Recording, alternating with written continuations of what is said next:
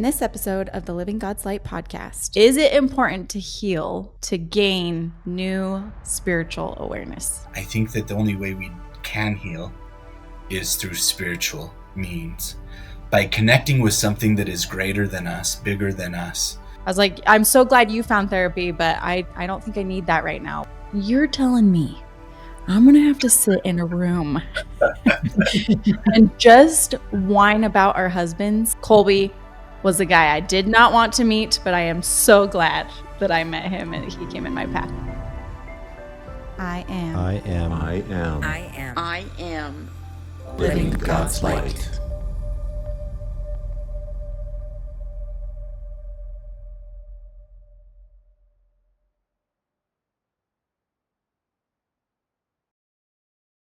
In post-production of this episode, we realized after we stopped recording that we had a piece of gold information from Colby that we did not have recorded. So we asked Colby if he would send us this definition of addiction, and this is what he had to say. It is the continued use of any mind or mood-altering substance or experience, even in the face of negative consequences. We felt like it was really important to start this episode with that thought in mind. Let's get to the episode. Today is a special day for me, okay? Because Lynn and Vinney, I get to introduce you to my friend and therapist, Colby. And why this is so important to me is because when I found the life-altering story of the light after death, okay, I was holding it so close to my heart. I wouldn't share it with anybody when I first found it because I experienced truth. I wasn't just hearing truth, but in my body, I was experiencing truth. And I couldn't share it with anybody because if I did, I couldn't handle them shifting this experience by them projecting whatever their story they would on it. But I had developed a friendship, therapist trust with Colby, and I brought the story to him, and I'll never forget just puking this experience that I was going through with the book. And I remember saying the world is crap, but I'm so hopeful because of this book. And I know therapists have got to hear the words, I read this book, so you should read it. They've got to hear that a lot. Yeah, I know. And so I'm like, this book. And he says the words to me, well, what's this book? And he takes the information. Next appointment, he's like, so I read the book. And I was like, oh, And he's like, no, there's something here. And that validation was everything to me. And gosh, I'm so excited to introduce you guys to Colby because he was such a monumental part of, I've opened up a little bit that we deal with sex addiction in our marriage. And Colby was the guy I did not want to meet, but I am so glad that I met him and he came in my path. So Colby, will you just explain to Vinney and Lynn, what you do and who you help and the goodness that you're putting into the world? Yeah, absolutely. I started my journey off here in Ogden, Utah. I was born and raised here, and my childhood was pretty less than ideal, I would say, in many ways. There's a lot of great things, but also a lot of hard things, and something that was always a part of me, as I'll talk more about, is this desire to know truth, this desire to be emotionally in tune and emotionally aware. And, I was the person who people would come to and talk about things with. And so I was always striving for something more. I knew something was not right in my life, but I couldn't quite figure it out. And so I served an LDS mission, and then I came back and just decided I needed to make a career out of helping people. And so I started in a family studies degree, learning more about family systems theory and how individuals interact in a greater system. And that led me to go down to the University of Southern Mississippi, where I got my master's degree in marriage and family therapy, and then have returned back to Utah. But while I was in Mississippi, I had an internship where I spent a year working at a residential treatment center for sex addiction. And I would say I was really, really naive up to that point in my life. I knew that, pornography was an issue and things like that, but I didn't know that there was any real specific treatment for that there was protocol for that. And so I really got my feet wet there and just fell in love with it because in my personal experience, I've never felt the power of God more than sitting in a room full of people who are struggling with addiction, trying to be honest, trying to be sincere, and trying to heal.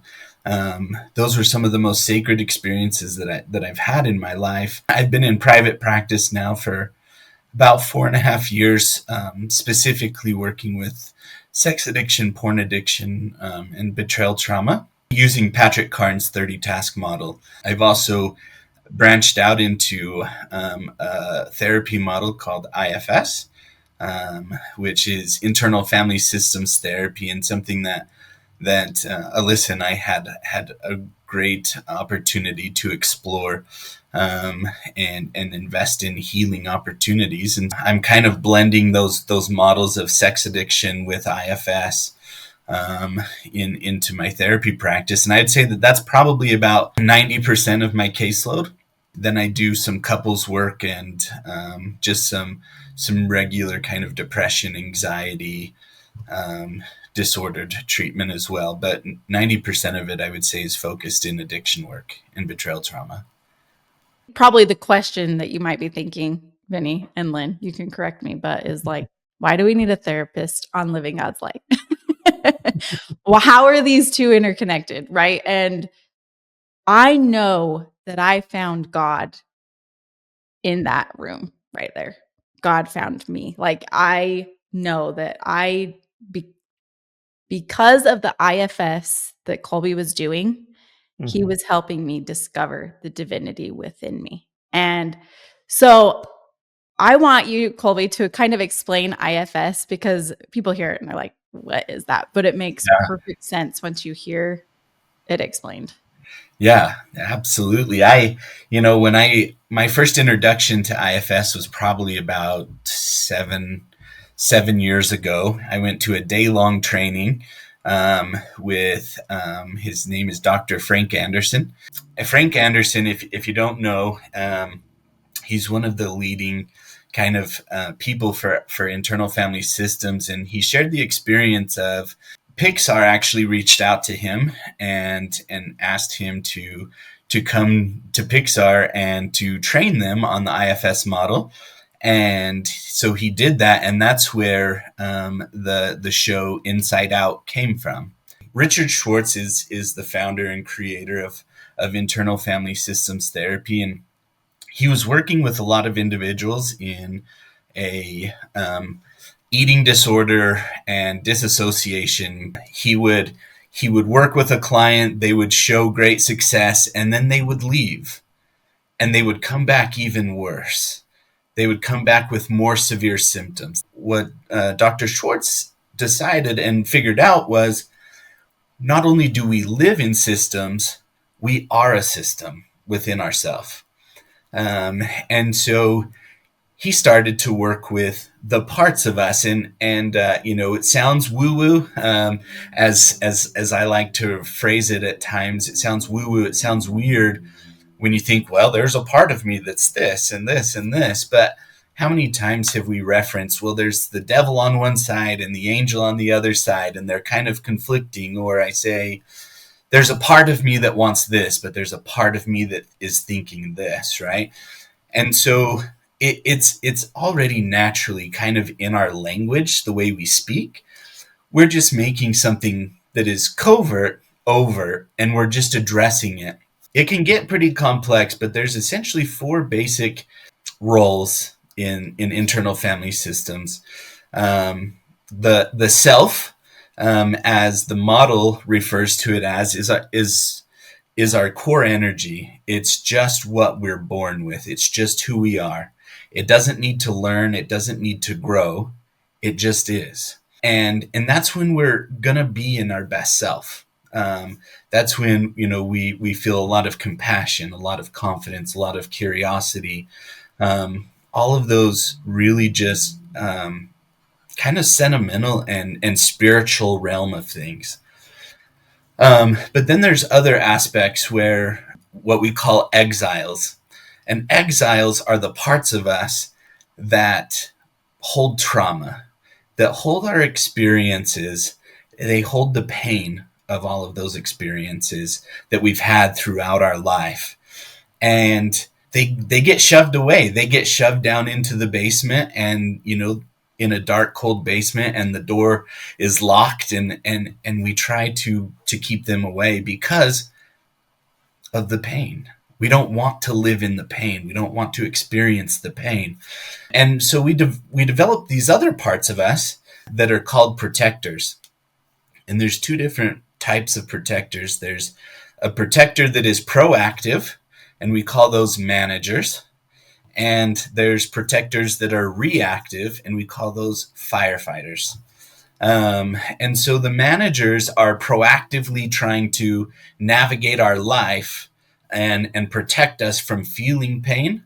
But firefighters come in when we're feeling the pain and we want the pain to go away. The firefighter portions of us, if you think about a firefighter, they rush into a burning building. They don't care about the 4th-generation china that is in the closet. They're not worried about that, right? They're not worried about the potential damage to those. They're there to save life at all costs, right? And that's what firefighters do. Firefighters come in, and this is when you're going to see maybe more extreme behaviors like addiction, eating disorders, disassociation, right? Where you're going to see some more intense kind of behaviors because they're trying to protect us at any cost. You'll see a lot of ruined relationships. You'll see a lot of isolation away from other people because they're just trying to keep us safe. Managers are the ones who got us up this morning to say, oh, we're going to be filming a podcast today. We're going to be doing I have obligations. And so we might have an organized part. I don't personally, but some people might have an organized part. Linda. or a playful part, or a responsible part, right? And all of these are trying to navigate our day on a regular basis so that we don't have to feel the pain of those exiles. And so what we're here to do is, oftentimes we have these protective parts and we have a negative perspective of them. We think, gosh, why am I so stupid? Why am I so, right? I'm just filled with this anger inside of me and I hate it. It's not who I want to be. But IFS takes a different approach, and it says, let's welcome that. Let's welcome every part of you that's here, because we believe that no part is bad. There is no such thing as a bad part. There are only good parts stuck in bad roles. Is a common phrase that we say. So these parts might do things and act in ways that are not helpful to us, but the intention is always true. The intention, the desire to protect us is always true. And so what we want to do is we want to befriend these parts of us. We want to get to know them. We want to get to know their story, because ultimately they don't want to be doing what they're doing, but they don't see any other way. And so that's kind of the rough, very basic overview of IFS. One thing that I think will be important to note here is the IFS model. Richard Schwartz, he did not come from a religious background. There's been other authors like Jenna Ramirsma has probably one of the most amazing books I've ever read, and it's called Altogether You. And she connects IFS with Christianity. And what she refers to the self as is the God image that is in us all. Um, and I really appreciate that, because I do believe that there's we all have the image of God in us. But because of life circumstances, it gets piled on, it gets covered, it gets buried, it gets challenged, right? And so it gets hidden. So really what we're trying to do is we're trying to access God's image that is already inside of us. And we're just trying to manifest that more so that that can heal the wounds of this life that we experience. Love that. Something that you said jumped out at me was a few things. See how many I can remember to get back to. So when you said that there are no bad parts, Yes. it reminds me, there's something I picked up not too long ago. Many times we talk about positive emotions and negative emotions, but somebody reframed that for me, that there are no negative emotions. There are just comfortable and uncomfortable emotions. Yeah, absolutely. And I think that that's so right. Our emotions are just warning signs. They're just letting us know that we're experiencing something. Something in the world is impacting us. And that's all that it is. Mhm. Sometimes our parts that we have define a meaning to that. And that's sometimes where we get stuck. So what I try to remind myself is when I'm experiencing something. So I flew fighters in the Air Force, and so you've got this instrument panel with all these different lights and gauges and things, and the gauges tell you how all your systems are doing, how your engines are running, and then if something really bad is happening, you've got these warning lights that come up, and then there's a master caution light that'll start flashing, and you get a beeping. And to me, that's what emotions are, that they're just letting you know how everything is going. Yep. And just like pain, physical pain, I learned a long time ago is, pain is just a warning sign that something's not right. Sometimes you just, in being in the military, sometimes you just go, okay, noted, we're going to carry on anyway. Yeah. And sometimes emotionally it's the same way. Noted, we're going to carry on anyway. But fear, sadness, depression, all of those things are really just an indication that something is going on with the system that you need to take a look at and maybe adjust. Absolutely. It's really neat to, because I come from the other side of the non-clinical, non-licensure side of working with people. And I love, everything that I've been able to pick up over the years, working with spirit, intuitively, that the industry of healing the family, healing the mind, on the clinical side, has also been taking that route too. One of my favorite sayings is, "This is a time to choose between what is easy and what is right." And sometimes the easy one's not the right one, Right. The right one is going to be to step in and take those reflective steps and work with that younger self inside and allow them a voice, number one, because if we, that hurt self inside, if we don't give it a voice, it shows up all over. It does. And it shows up in so many different ways and oftentimes not ideal ways. Yeah. Yep. Mine showed up in autoimmunity, and I'll never forget sitting in Colby's office, that couch right over there that's right behind him.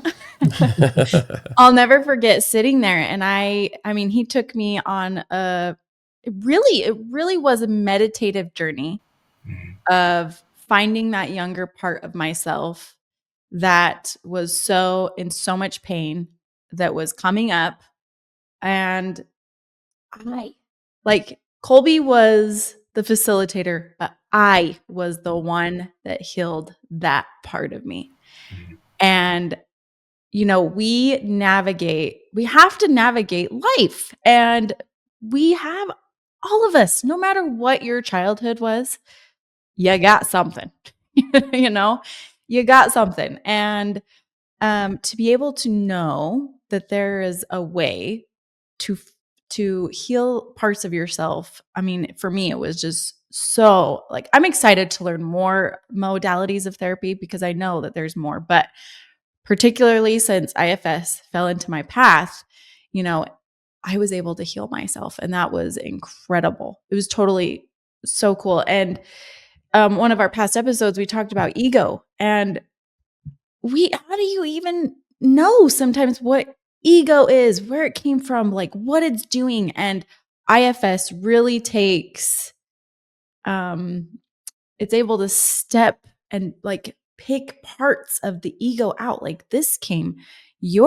like my desire to get constant accolades came from this part of my childhood. And, that came from a painful situation that I carried, whether, what Colby taught me a lot, he helped me discover Gabor Mate's work. And Gabor Mate, trauma isn't exactly what happened to you. It's what happened inside of you, And so we don't have to label something as bad or good. Something happened in you, and let's figure it out. And gosh, so cool. It was so cool. Yeah. I obviously want to be mindful of confidentiality, but I remember some very real experiences that, Alyssa's extremely kind in saying that I taught her a lot of things. I really don't think that I did.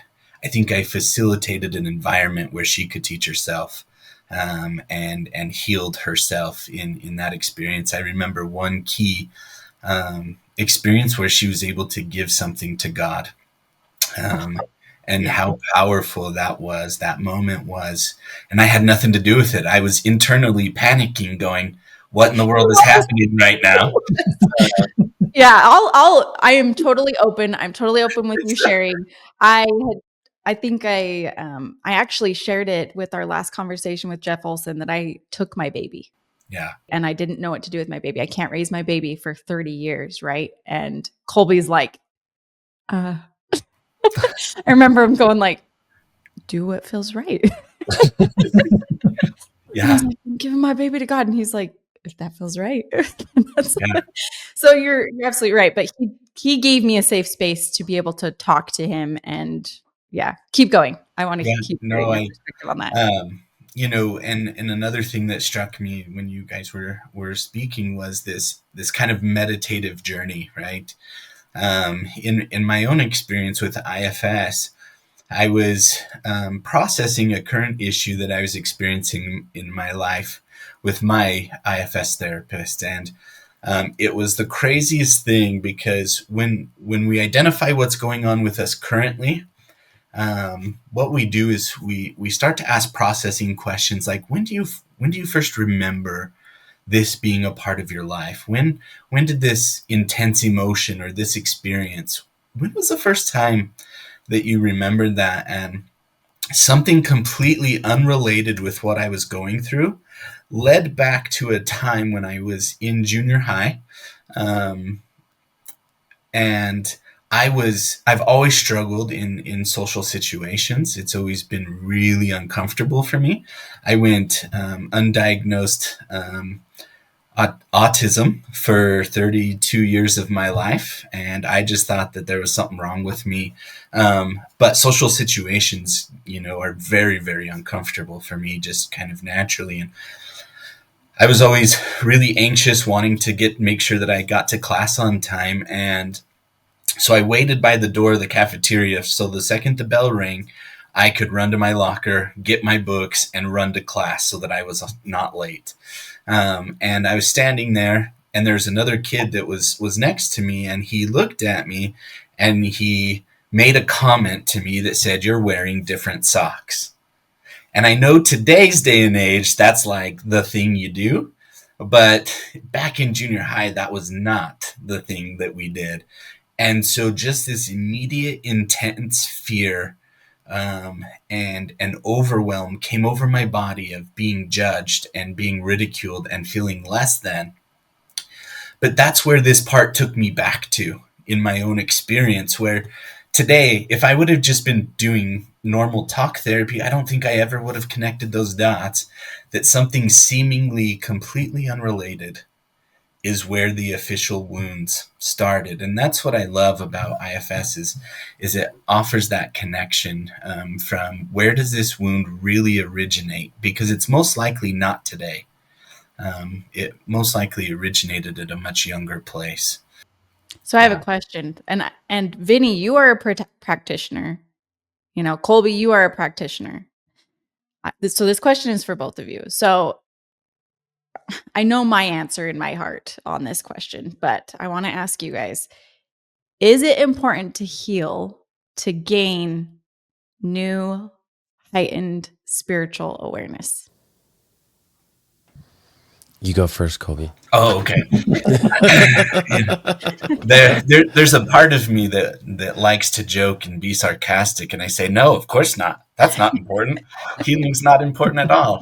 No, it's absolutely vital, and I I think that they're almost synonymous. I think you can use healing and spirituality synonymously, in the sense that I think that the only way we can heal is through spiritual means, by connecting with something that is greater than us, bigger than us, but also knowing that whatever is bigger than us is also inside of us.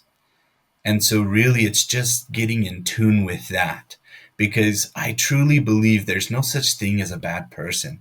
Everybody is good.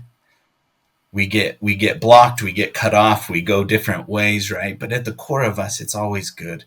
And I always like to refer to that as the light of Christ in a more Christian kind of setting. And so really, we've always been good. We've always been spiritual. It's just finding that. And when we find home in our spirituality, we find healing. There's no way that you can't. Beautiful. All right, Vinney, let's hear it. Yeah, for me, the visualization that Spirit gives me is whether we're an airship or a water ship, the higher or the lower we go into our element, into our journey, the more we're going to see problems. They show up as the pressure changes, and I feel like that spiritual journey is that pressure change. And if a submarine has a weakness, the lower you go, the more you're going to find that weakness. If an airship has a weakness, the higher you go, the more you're going to find that weakness. But I'm with Colby. Inside even the worst people, there is a being of light, a being of goodness. And it's a matter of, healing the harm, healing the wrong, healing or learning from it to allow that inner good self to come out, no matter what age they are. Yeah. When we do it. Yeah. Awesome. That was beautiful. So I actually do want to take some time today and kind of focus on the really uneasy part of who you work with, Colby. I know you could definitely pull up some better numbers than me, but some painful statistics, okay? We're going to focus and shift a little bit on the sex addiction part, because that is most of your workload, 90%, you said, right? Yeah. That was, like I said, I didn't want to meet Colby, but I did, and I'm so glad I did.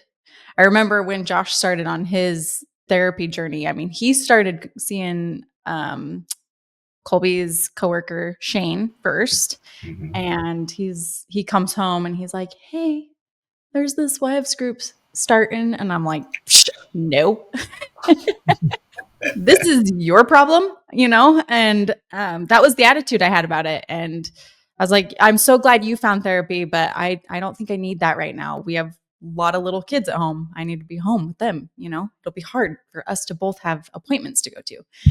And he came back the next week. He was like, I think you might be interested. And I was like, "You're telling me I'm going to have to sit in a room and just whine about our husbands. Like, I don't want to sit in that, and I don't want to just bicker about husbands, and the pain that we're all going through. But I'm glad I listened to that higher self whisper that was like, yeah, you should probably try it. And so I did. And I thought Josh's sex addiction journey and healing was about him. But me going to that group, I discovered all the healing was for me. And I am so glad I did it. So I do want to touch some time on the sex addiction because the numbers are staggering. Chances are, if you're listening, you know somebody who's dealing with this. They probably just don't understand how big it is in life. Like, we didn't really understand how much it was alive and well in our life. So here's a couple numbers, okay?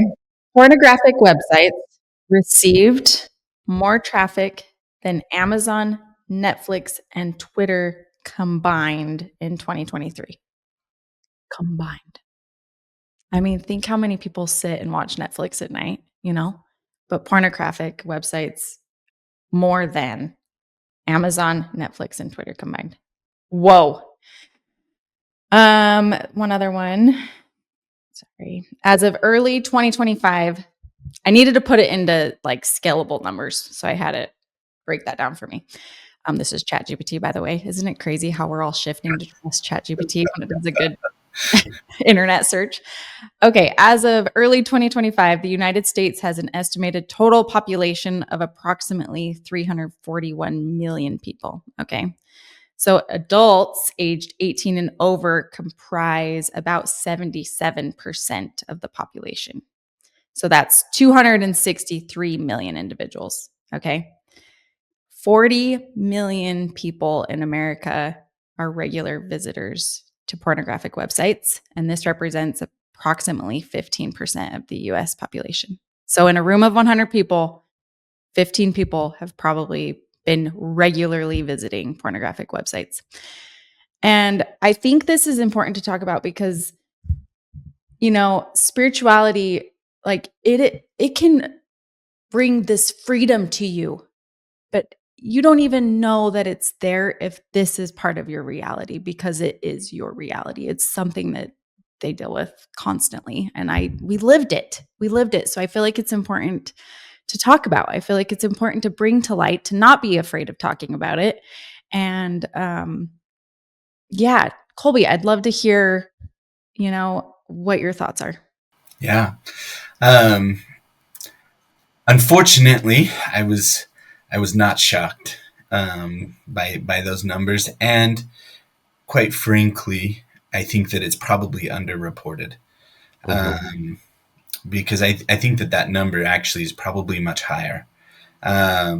Because getting into the research, what is considered regular use? All right, is that daily? Is that multiple times a day? Is that 3 times a week? Is that right? Is that once a week, just on a consistent basis? Right. I think that there's a lot of things that we could learn from that experience, but also, sex addiction covers much more than just pornography sites, right? We're covering all forms of sexual behavior that become problematic, and so I think that it's staggering, and a lot of research is showing that by age 6, 96% of people have been exposed to pornography at some point, which is just terrifying and sad, because our brains are just not ready to comprehend that information, and our brains are wired to be sexual beings. There's a very spiritual power to being able to create life, and so our bodies are naturally designed to find that pleasurable. And when you're going through something that is unbearable, that you don't have the coping strategies for, but you've been introduced to something that naturally is supposed to make your body respond in a positive way, why would you do anything else? right? Why? You know, it doesn't make sense. And so when we're getting exposed at such an early age, our bodies are biologically wired for this. It seems like a natural coping strategy. And I think that, you know, it's just going to be an ongoing thing over and over and over, as we see the world develop the way that it's developing. Yeah. It brings to mind a thought, well, two thoughts actually. One is, have you found that it's one of the challenges in just even having people come to terms with and deal with this is the shame associated with it? Because societally, this gets into the second thing. One of my mentors years ago pointed out that 3 things in society that we're not allowed to talk about with each other is money, God, and sex.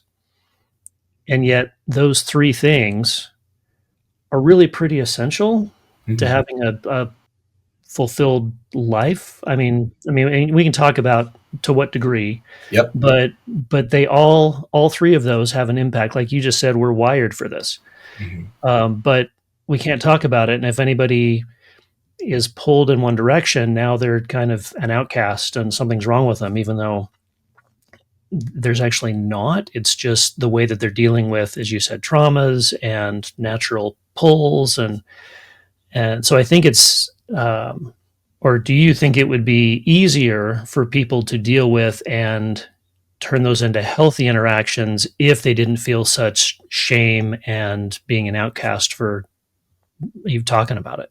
Yeah, 100%, right? Shame is what keeps addictions alive. The shame about our experience. You know, one of the core beliefs that I think many people hold, but especially addicts, is if people really knew who I was, they wouldn't love me, right? And so it creates this separation of self because I have to be one way in front of everybody else, right? But then there's this secret life of me that is just trying to cope with everyday life, but I can't let people know that, right? Maybe I'm supposed to be perfect in my family of origin. Maybe I'm supposed to be the one who has all the answers or the one that people pleases and navigates all that responsibility, right? I can't afford in my family system to be the one with any issues. But we know that nobody's perfect. So how do we balance these 2 things? I have to be perfect, but there's no way in the world I'm going to be perfect.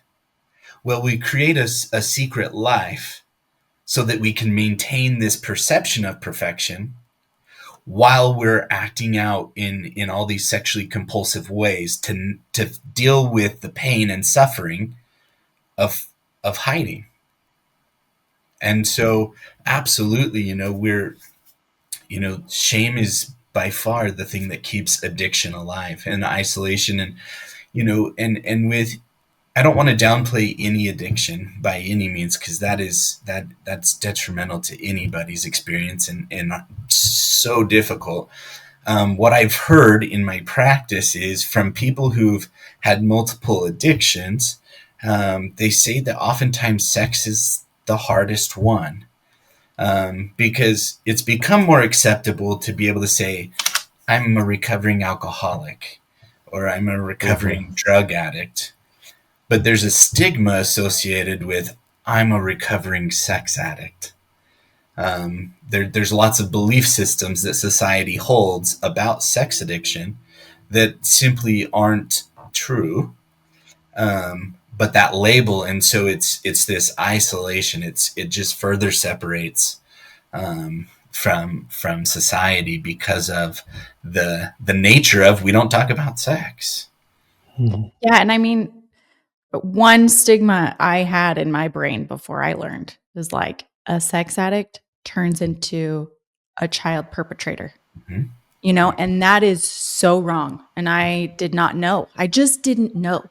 Yeah. And I thought pornography use in our marriage here and there was totally fine. And I actually don't want to say that it blanket statement that it's not, because maybe there is a way to balance it.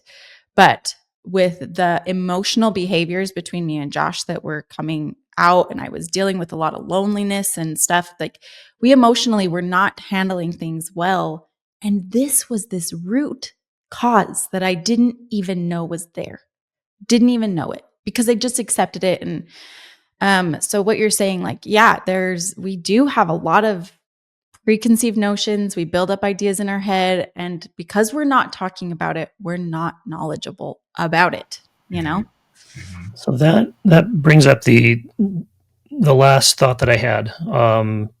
So Colby and Alyssa both. So at the beginning, you said you were just out of grad school. You just graduated and got introduced or got invited to this conference. And you said that, you were pretty sure you had it all figured out, but yeah, let's go ahead and take a look at this anyway. So you were still open to new things. And then Alyssa, you talked about on your journey how you were resistant and then finally said, okay, we'll give this a try.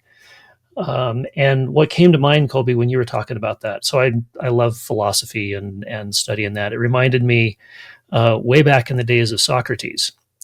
Somebody went to the oracle at Delphi and asked, who is the wisest person in the world? And the oracle said that Socrates was. And he was like, whoa. I'm not. Why would they say that? And he concluded that, he said, the reason that they think I'm the wisest is because I alone know that I know nothing. And it's funny how as soon as we are certain of something, we stop learning and we stop growing because we don't open ourselves up to anything else. But being open, and the way this applies to this conversation is being open to new ways of looking at addiction and new ways of looking at people who say they have an addiction and new ways of viewing God and sex and money, being open to all these things that are now with a direct spiritual education from God on how God views all these things and how God views these people experiencing these things can transform who we are and the way that we interact. It changes our whole experience. Yeah. From my perspective, I watch people, get hurt in their life in some form, usually at a younger age, and they start building a false self outside of that hurt self. And that's where it starts to begin is, the outside false self grows into success, great things happening around them, but they still have that hurt kid inside of them. And what happens is people don't turn to addiction because they're bored. They do it because there's a drastic difference between the inner self and the outer self. And that's all addictions. When people are reaching out, they're going after, gambling, drugs, porn, shopping, like all of that is addictions and food and so much more. They're doing it because they're trying to fill that emptiness inside. The hardest part that I observe is in porn addiction or sex addiction, that the spouse or the partner is thinking, oh, I'm not enough. Like I must not be enough for them. But what they don't realize is their partner's not enough for them, like for themselves.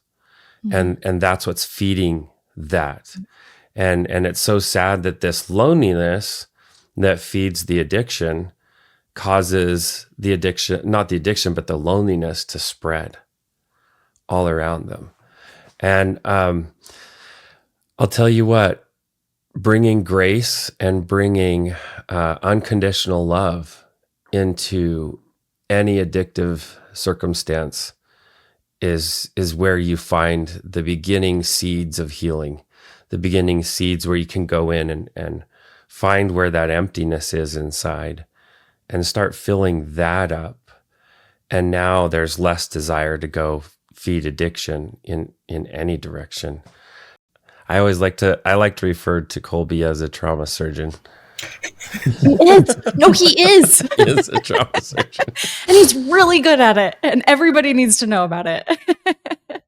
One of the things that I'm currently in the process of very, very early stages of this, is creating a group therapy focused on IFS, welcoming people from, any walk of life, whether this is going to be a sex addiction focused kind of IFS group, or if this is just going to be come and feel a safe place.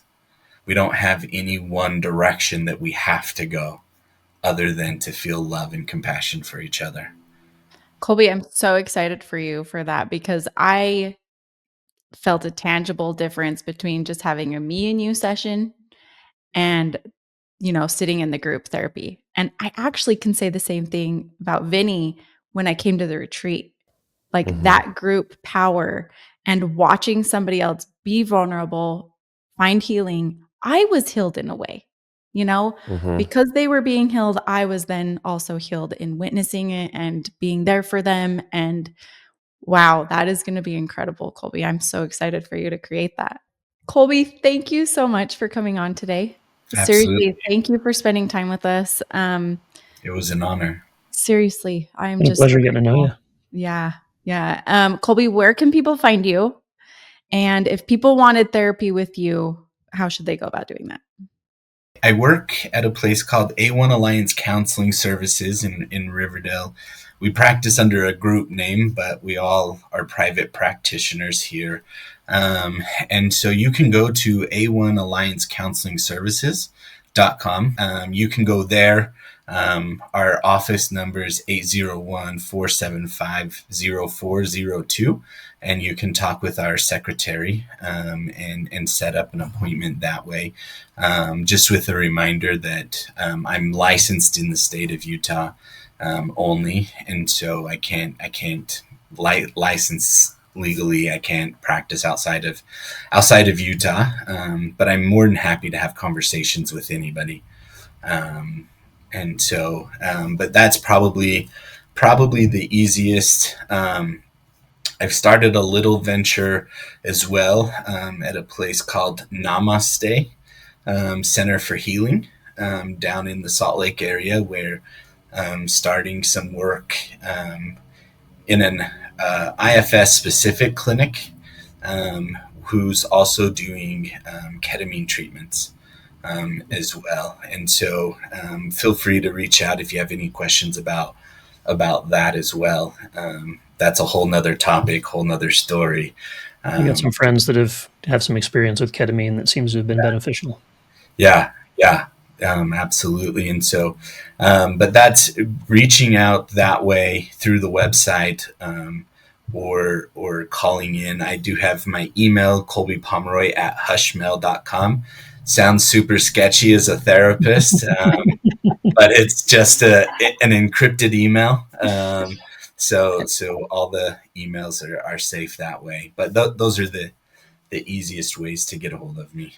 Okay. And we will link all of that in the show notes. One last question. Do you do virtual I do. appointments? Okay. Yeah. Cool. Yeah. Very cool. Okay. Colby, our one last question we like to leave with our guests. How is Colby living God's light? Oh boy. I know. Save the easiest question for last, I think. Maybe we should ask it, how is Colby not living God's light? No, just kidding. Hey, I have the answer to that. I have Alyssa's question stands.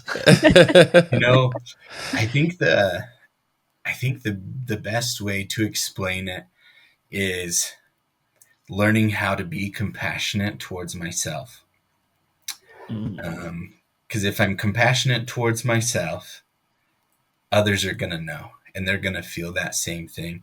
And so, it's a journey, it's a process, and it's opportunities like this where I get to share parts of my own story and what I'm choosing to do for my life